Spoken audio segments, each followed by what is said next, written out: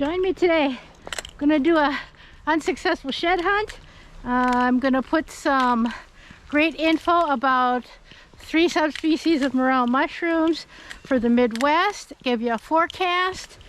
And before I get started, I want to let you know about my utter joy of the rediscovery of a thought extinct plant in Japan, a Thismia genus. This just appeared in the Journal of Phytotaxa, I think February 23rd, 2023. And this is known as the fairy lantern. Okay, so this largely underground fairy lantern flowers rarely, and it is parasitic on fungi. It has no chlorophyll of its own, which is really weird and cool.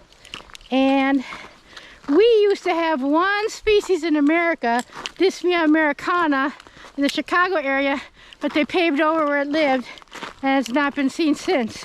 So it's one of the rarest plants in the world.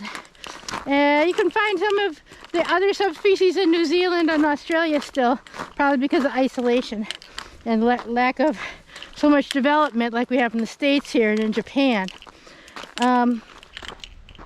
So yeah, the subspecies of fairy lantern was thought extinct for 30 years in Japan, and similar to the one here in the US, probably it was living underground a little ways away or traveled.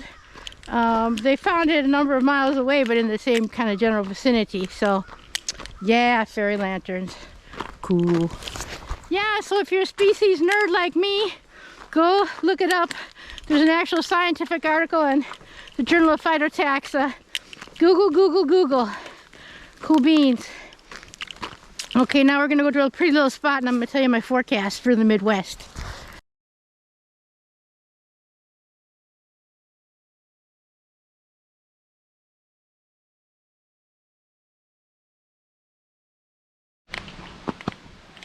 You can see my shadow. Look at this old cistern. Water's super clear. We've got a stocked trout pond, catch and release. There's some big boys up in there if you're a fisherman.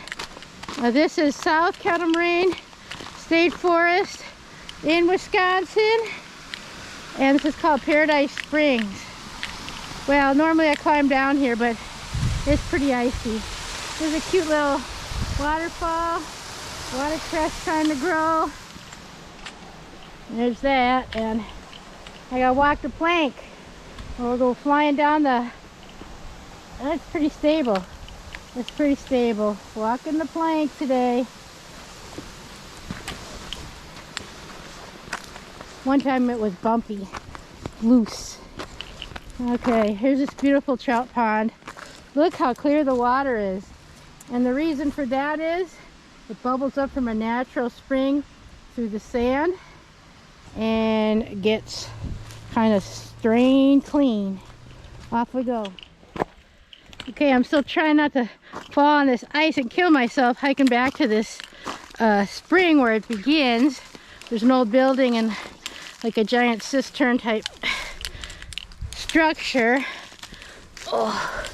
So there's a lot of natural springs in the South Kettle, one of which is privately owned by a company called Rushing Waters, and they raise trout and smoke them, and they are delicious. So if you get in the southern Kettle Moraine area, I think the town is Palmyra.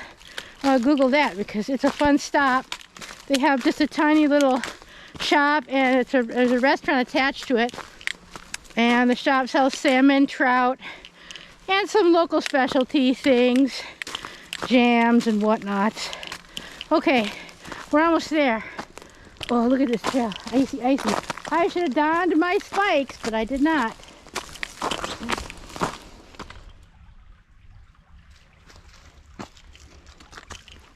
So here we are at this cool place, but it's pure ice. Pure ice. I gotta watch my step up in here. I don't fall and kill myself. Okay. Icy. Look at this here. Sometimes you can see the springs bubbling up from the sands here. Sometimes there's big fat trout in here. It's all super cool. Super duper cool. Look at this in here. It's beautiful. So I've got great news. All the research on the National Weather Service and sciencey type websites is indicating an epic morel season for the Midwest due to extra precipitation and the expectation that that early warming trend is going to slow down as La Nina fades away right about at southern Illinois and give everything north of that a perfect, slow, epic spring with ginormous amounts of morel mushrooms. I am so happy to announce it. Nothing's 100%, but that is the statistical prediction from like the National Weather Service and all your bigwig scientists. So fingers crossed for us in the Midwest.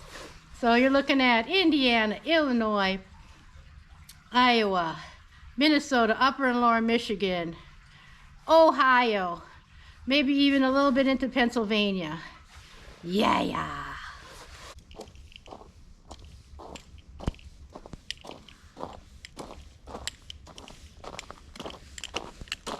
Where are my sheds at?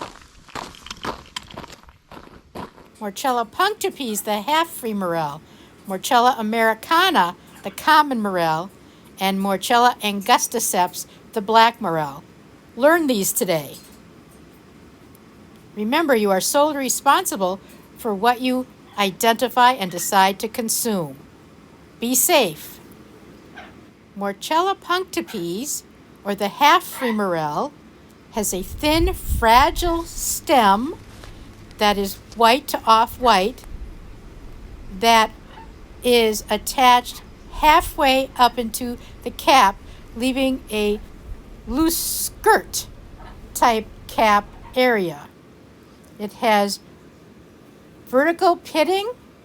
It is a true morel, a choice edible when properly cooked. And the caps vary from light brown to dark brown. They fruit just before the Morchella americana or American common morel in springtime, favoring hardwood trees like hickory, black cherry, elm, and sometimes others. Certain years they can be very, very plentiful when the moisture is just right. In this next slide coming up, you can see half-free morels with some Morchella americana mixed in. Can you identify the difference? Half-free morels are hollow, cap, and stem. Morchella americana is a delicious choice edible when properly cooked. It grows over the course of 2 to 3 weeks. Its cap is fused to the stem.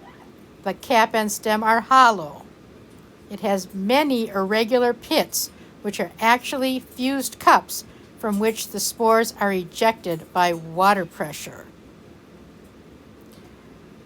The common morel, or Morchella americana, comes in a variety of colors, from brown to light gray to cream to yellow. They can get huge, upwards of a foot.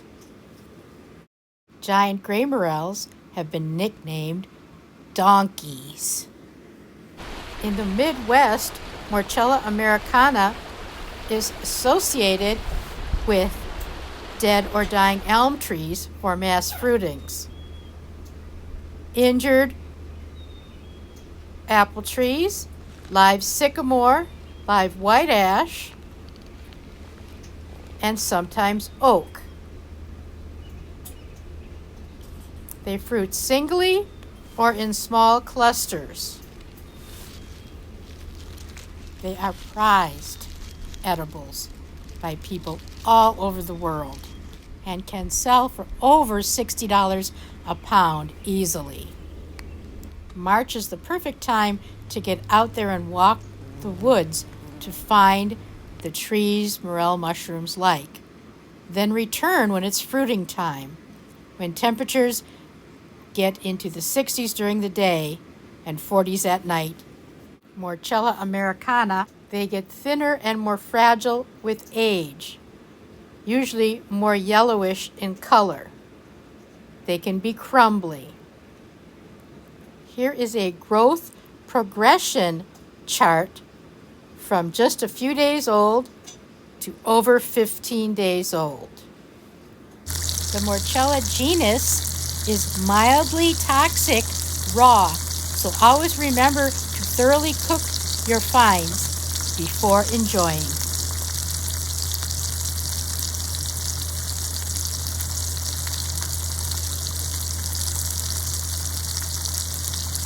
The black morel prefers a different habitat with pine trees or primarily big-tooth aspen.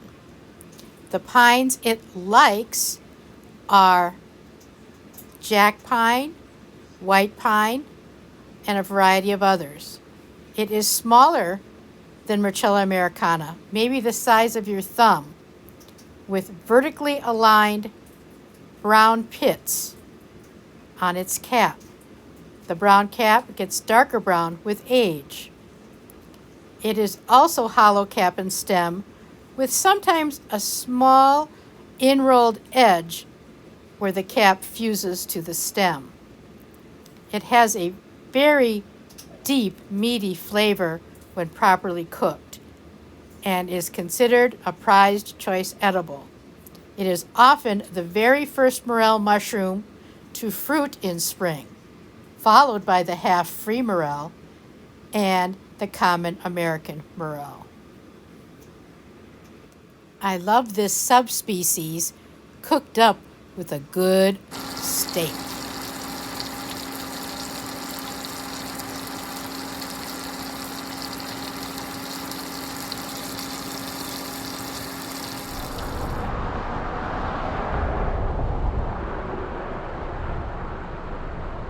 Okay, thanks for joining me today. For those of you who made it to the end, I'm going to tell you something cool that I saw. I couldn't photograph it because there were iconic structures of the topography that would give away my mushroom spot, but I saw a horse in a pen, and you know how they have coats for horses? It was zebra striped. Epic. So, happy hunting. Hope you learned something today. Please subscribe if you did. I appreciate you.